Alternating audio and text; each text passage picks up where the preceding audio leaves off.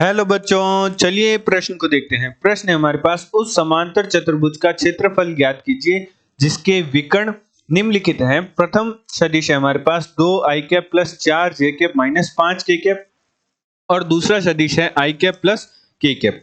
चलिए सर्वप्रथम हम प्रश्न के लिए मुख्य अवधारणा लिखते हैं। मुख्य अवधारणा, तो हमारे प्रश्न के लिए मुख्य अवधारणा हो जाएगी, यदि हमारे पास समांतर चतुर्भुज के विकर्ण दे रखे हो तो समांतर चतुर्भुज का क्षेत्रफल।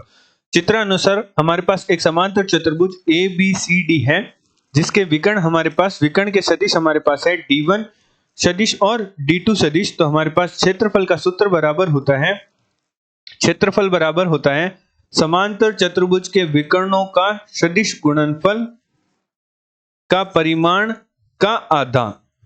हमारे पास समांतर चतुर्भुज के क्षेत्रफल का मान देता है। अतः प्रश्न अनुसार प्रश्न में हमें प्रथम सदिश दे रखा है, उसे हम D1 नाम दे देते हैं, जो कि हमारे पास विकर्ण का सदिश दे रखा है, जो कि है 2 i cap plus 4 j cap minus 5 k cap. और प्रश्न में हमें समांतर चतुर्भुज के दूसरे विकर्ण का सदिश दे रखा है, जो कि है i cap plus 0 j cap plus k cap. सर्वप्रथम हमें जो हमारे दोनों विकर्ण हैं उनका सदिश गुणनफल निकालना होगा। तो चलिए सदिश गुणनफल का मान निकालते हैं। D1 का D2 के साथ सदिश गुणनफल बराबर होता है सारणिक i cap j cap k cap. जो हमारा D1 सदिश है उसमें i cap j cap k cap के गुणांक हैं 2 4 माइनस 5 और D2 सदिश में i cap j cap k cap के गुणांक है 1 0 1। तो हल करते हैं और D1 का D2 के साथ सदिश गुणनफल का मान निकालते हैं, जो कि हमारे पास आएगा i cap 4 minus 5 0 1 minus j cap 2 minus 5 1 1 plus k cap 2 4 1 0। तो सारणिक का हल कुछ इस प्रकार होगा कि 4 की गुणा 1 से और 0 की गुणा माइनस 5 से, 2 की गुणा 1 से, माइनस 1 की गुणा माइनस 5 से, 2 की गुणा 0 से, माइनस 1 की गुणा 4 से।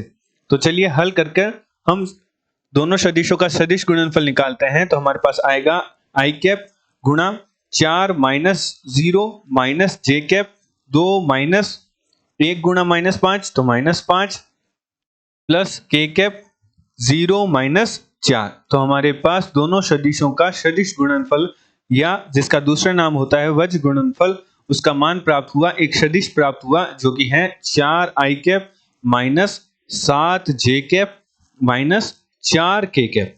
अब हमें इन दोनों सदिशों के सदिश गुणनफल का परिमाण की आवश्यकता होगी।